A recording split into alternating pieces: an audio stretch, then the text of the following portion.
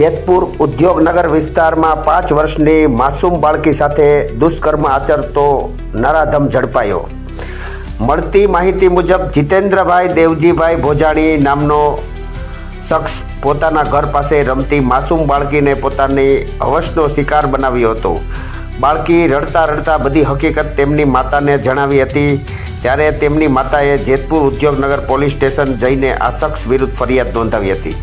પોલીસે તાત્કાલિક ચક્રો ગતિમાન કરી આ નરાધમને પકડી પાડી પોસ્કો એક્ટ દાખલ કરી આ વ્યક્તિને પકડી પાડ્યો. આવા સમાચાર માટે ફરી મળીશું નવા સમાચાર સાથે. ફારૂક બિલખિયા, દિવ્ય સર્જન ન્યૂઝ નેટવર્ક.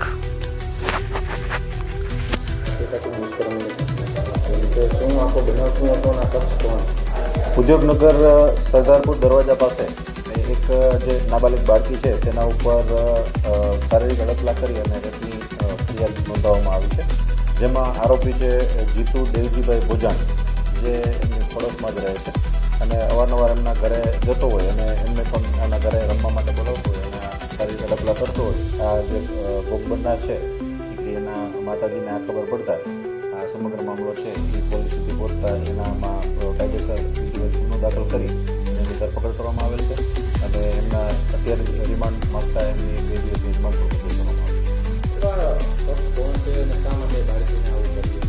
શખ્સ છે.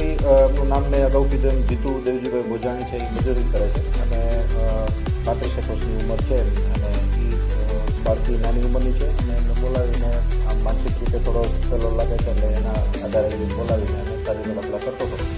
એના આધારે ગુનો દાખલ કરવામાં આવે છે. આજે શખ્સ તેમના ઘરે જ બોલાવતો હતો, નીકળતાનો લાભ લઈને આવતો.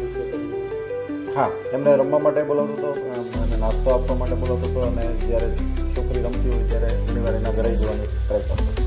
આ તો બનાવ કઈ રીતે સામે આવ્યો? એ છોકરીની જે માતાજી છે એમને ખ્યાલ આવતા એને છોકરીને પૂછ્યું કે આમાં આ રીતના શું આ ભાઈ તમે ઓલો કરો છો. છોકરીએ કીધું કે મારા કપડાં કાઢી અને મને સારી રીતે ડપલા કરે છે એટલે એના આધારે આખો સમગ્ર મામલો બહાર આવતા અને પોલીસને જાણ કરતા પોલીસે આરોપી હસ્તગત થઈ ગયેલ છે અને એને રિમાન્ડ લેતા હાલ 2 દિવસની રિમાન્ડ પણ કોર્ટે મંજૂર કરેલ છે.